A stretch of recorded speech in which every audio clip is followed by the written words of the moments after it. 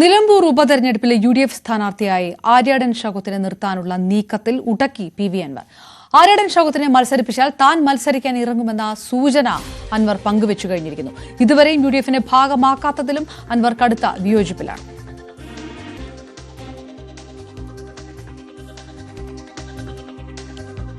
സ്ഥാനാർത്ഥി ആരായാലും പിന്തുണയ്ക്കുമെന്ന് പറഞ്ഞാൽ ഒരു സാഹചര്യത്തിലാണ് ഇപ്പോൾ ആലോചിക്കാന്ന് പറയുന്നത്. അങ്ങനെ ഒരു അല്ല, അതൊക്കെ സ്ഥാനാർത്ഥി വരട്ടെന്ന്.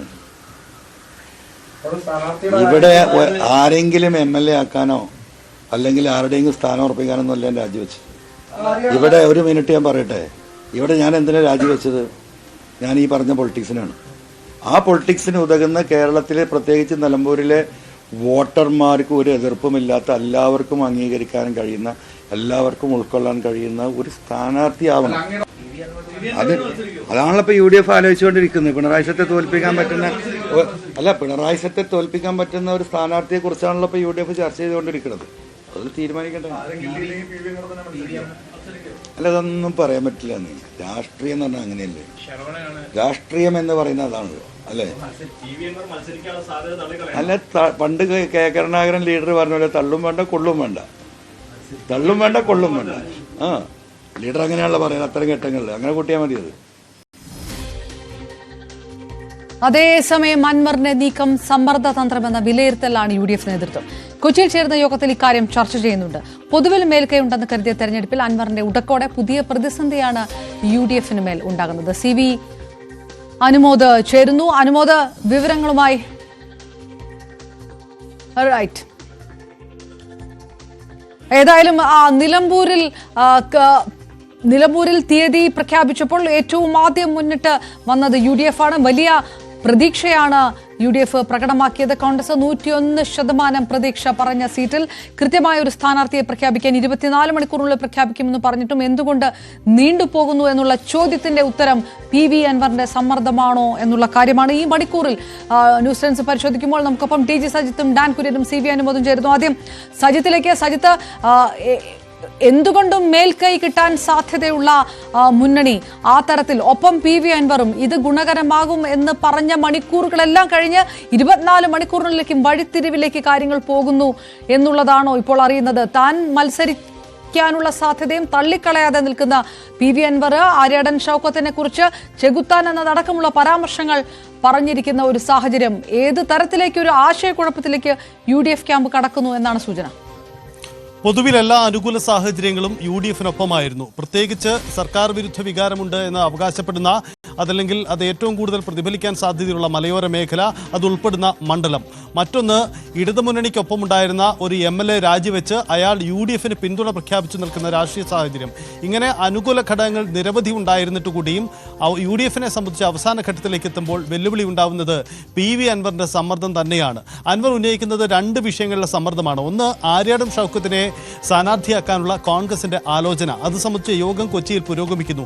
ഈ യോഗത്തിനിടയിൽ തന്നെ അൻവർ മാധ്യമങ്ങളുടെ മുന്നിൽ പരസ്യമായി ഷൗക്കത്തിനെതിരെ നിലപാടെടുക്കുന്നതിലൂടെ UDFന് മുന്നിൽ, കോൺഗ്രസിന് മുന്നിൽ കടുത്ത സമ്മർദ്ദം ഉയർത്താൻ തന്നെയാണ് ശ്രമിക്കുന്നത്.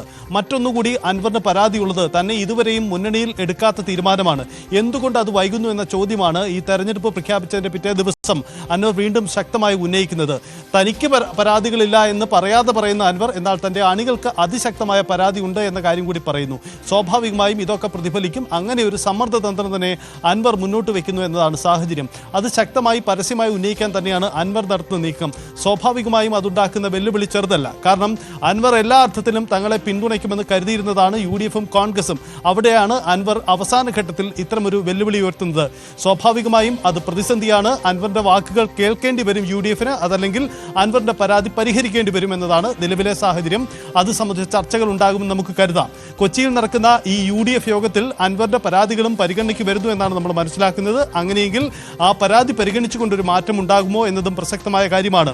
ആര്യാടൻ ഷൗക്കത്ത് എന്ന പേരിലേക്ക് ഏറെക്കുറെ കോൺഗ്രസ് കേന്ദ്രങ്ങൾ ഉറപ്പിച്ചു കഴിഞ്ഞു. ഇത് സംബന്ധിച്ച ആശയവിനിമയങ്ങൾ നടന്നു വരികയാണ്. അതിനിടയിലാണ് അൻവർ ഇത്തരമൊരു ഉടക്ക് വെക്കുന്നത്. സ്വാഭാവികമായും വെല്ലുവിളി വലുതാണ്. നിലമ്പൂരിലെ വലിയ സാധ്യത കൽപ്പിച്ചിരുന്ന ഉപതെരഞ്ഞെടുപ്പിൽ UDFനെ സംബന്ധിച്ച് അൻവർ ഉടക്കി നിന്നാൽ അത് ചെറുതല്ലാത്ത പ്രതിസന്ധി ഉണ്ടാക്കും. വേണ്ടി വന്നാൽ താൻ മറ്റൊരു സ്ഥാനാർത്ഥിയായി തന്നെ മത്സരിക്കുമെന്ന കാര്യം കൂടി അൻവർ പരസ്യമായി പറയുന്ന സാഹചര്യമുണ്ട്. ഒപ്പം തന്നെ ആരെങ്കിലും സ്ഥാനാർത്ഥിയാക്കാനല്ല താൻ രാജിവെച്ചത് എന്ന കാര്യം കൂടി അൻവർ പറയുന്നുണ്ട്. ആര്യാടൻ ഷൗക്കത്തുമായി ബന്ധപ്പെട്ട് നേരത്തെ തന്നെ PV അൻവർ ശക്തമായ ഉടക്ക് വെച്ചതാണ്. പക്ഷേ അത് പരിഹരിക്കപ്പെട്ടു എന്നതാണ് പ്രതീക്ഷിച്ചിരുന്നത്. പക്ഷേ അവസാന ഘട്ടത്തിലും ആര്യാടൻ ഷൗക്കത്തിലേക്ക് തന്നെ കോൺഗ്രസ് എത്തി നിൽക്കുമ്പോൾ ശക്തമായ പ്രതിഷേധം അൻവർ ഉന്നയിക്കുന്നു. ഞാൻ തിരികെ എത്താം സജിത്തിലേക്ക്. CV അനുമോദിലേക്ക് കൂടി. അനുമോദ, അത്തരത്തിലൊരു നീക്കത്തിലേക്ക് അൻവർ കടക്കുമെന്ന് ഒരുപക്ഷെ തീരെ പ്രതീക്ഷിക്കാത്ത ഒരു കാര്യം കൂടിയായിരിക്കുമോ UDF-നെ സംബന്ധിച്ചിടത്തോളം? പാലക്കാട് ഒരുപക്ഷെ ഒരല്പം കൂടി മുൻകരുതൽ എടുത്തിരുന്നു UDF. ഈ തരത്തിലുള്ള അപ്രതീക്ഷിതമായിട്ടുള്ള ചില നീക്കങ്ങൾ അൻവറിന്റെ ഭാഗത്ത് ഉണ്ടായേക്കാമെന്ന് അന്ന് K മുരളീധരൻ അടക്കമുള്ളവരൊക്കെ മാധ്യമങ്ങൾക്ക് മുന്നിൽ പറയുകയും ചെയ്തതാണ്. പക്ഷേ ഇത്തവണ UDF ഒരു എൻട്രി കൂടി മുന്നിൽ വെച്ചുകൊണ്ടായിരുന്നു ഇത് തുടക്കമിട്ടത്.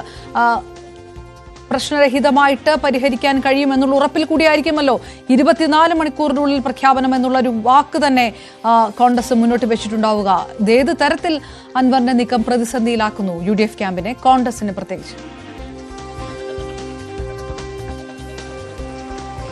UDF-നെ കോൺഗ്രസിനെ അൻവറിന്റെ ഈ അപ്രതീക്ഷിത നീക്കം അക്ഷരാർത്ഥത്തിൽ പ്രതിസന്ധി ഉണ്ടാക്കുന്നുണ്ട്. അദ്ദേഹം ഇന്ന് രാവിലെ വാർത്താ സമ്മേളനം വിളിച്ചപ്പോൾ മുഹമ്മദ് റിയാസിനെതിരെ ചില കാര്യങ്ങൾ വെളിപ്പെടുത്താനാണ് നാളെ ആദ്യം സൂചിപ്പിച്ചിരുന്നത്. പക്ഷേ ചോദ്യങ്ങളിലേക്ക് കടന്നപ്പോഴാണ് അദ്ദേഹം തന്റെ അതൃപ്തി മറയില്ലാതെ പുറത്തു പറയുന്ന ഒരു സാഹചര്യത്തിലേക്ക് എത്തിയത്. UDF സ്ഥാനാർത്ഥിക്ക് വേണ്ടി പ്രചരണത്തിനിറങ്ങുമെന്ന ചോദ്യത്തിന് ആരാണ് UDF സ്ഥാനാർത്ഥി, പ്രഖ്യാപിക്കട്ടെ അപ്പോൾ നോക്കാമെന്ന ഒഴുക്കൻ മറുപടി. അതുപോലെ തന്നെ UDF-ന്റെ സ്ഥാനാർത്ഥി ആരെന്ന ചോദ്യത്തിന് താങ്കൾ ഏതെങ്കിലും പേര് മുന്നോട്ട് വെച്ചിരുന്നോ എന്ന കാര്യങ്ങൾക്കൊക്കെ അതൊന്നും ഇനി പറഞ്ഞിട്ട് കാര്യമില്ല എന്ന തരത്തിലുള്ള മറുപടി. അതേപോലെ ക്രൈസ്തവനാകണം ഈ ഒരു UDF സ്ഥാനാർത്ഥി എന്ന തൻ്റെ നിർദ്ദേശം ശ്രദ്ധയിൽപ്പെട്ടിരുന്ന സണ്ണി ജോസഫ് KPCC അധ്യക്ഷൻ്റെ ആ വിശദീകരണത്തോട് സണ്ണി ജോസഫ് ഇപ്പോഴല്ലേ KPCC അധ്യക്ഷനായത്, അതിനു മുൻപേ താൻ ഇതെല്ലാം പറഞ്ഞതാണല്ലോ എന്ന് പറയാതെ പറയുന്ന മറുപടി. ഇതിനെല്ലാം അപ്പുറം വേണമെങ്കിൽ മത്സരിക്കുമെന്ന ചോദ്യത്തിന് രാഷ്ട്രീയത്തിൽ എന്തും നടക്കും, തള്ളാനുമില്ല കൊള്ളാനുമില്ല എന്ന തരത്തിൽ ഒഴുക്കൻ മറുപടി നൽകി കോൺഗ്രസിനെയും UDF-നെയും ശരിക്കും പ്രതിസന്ധിയിലാക്കുന്ന ഒരു നിലപാടാണ് PV അൻവർ സ്വീകരിച്ചത്. രണ്ട് കാര്യങ്ങളാണ് PV അൻവറിനെ സംബന്ധിച്ച് ഇപ്പോൾ കോൺഗ്രസ് നേതൃത്വത്തോട് എതിർപ്പ് അല്ലെങ്കിൽ സമ്മർദ്ദപ്പെടുത്തുന്നതിൻ്റെ കാര്യം. ഒന്ന്, VS ജോയിക്ക് വേണ്ടി അൻവർ നടത്തിയ നീക്കം അത് കോൺഗ്രസ് നേതൃത്വം അംഗീകരിച്ചിട്ടില്ല എന്നത്. രണ്ടാമതായിട്ട് തന്നെ UDF-ൽ എടുക്കാത്തതിൻ്റെ അമർഷം. അത് തനിക്ക് ഇതെല്ലാം പരിചിതമാണെങ്കിലും തൻ്റെ അണികൾ അമർഷം രേഖപ്പെടുത്തുന്നു. അവർ ഇതിൽ അതൃപ്തരാണെന്ന് പറയുമ്പോൾ താൻ നിർദ്ദേശിക്കുന്ന തരത്തിൽ വോട്ട് ചെയ്യാനുള്ള ഒരു സമ്മർദ്ദ ശക്തി മണ്ഡലത്തിലുണ്ടെന്നും അവർ ഈ തെരഞ്ഞെടുപ്പിൽ UDF-ന് അനുകൂലമായിട്ട് നിൽക്കുമോ ഇല്ലയോ എന്ന് പറയാനാകില്ലെന്നും പറയാതെ പറയുകയാണ് PV അൻവർ.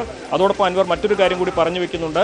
ഇവിടെ BJP-ക്ക് 12,000-ത്തിലധികം വോട്ടുകളുണ്ട്. അവർ സ്ഥാനാർത്ഥിയെ നിർത്തില്ല എന്ന് പറയുമ്പോൾ 12,000-ത്തിലധികം വോട്ടിൽ ഭൂരിഭാഗവും ഇടതുപക്ഷത്തിന് അനുകൂലമായി പോകുമ്പോൾ ഇവിടെ കോൺഗ്രസിന് വലിയ പ്രതിസന്ധി തീർക്കും.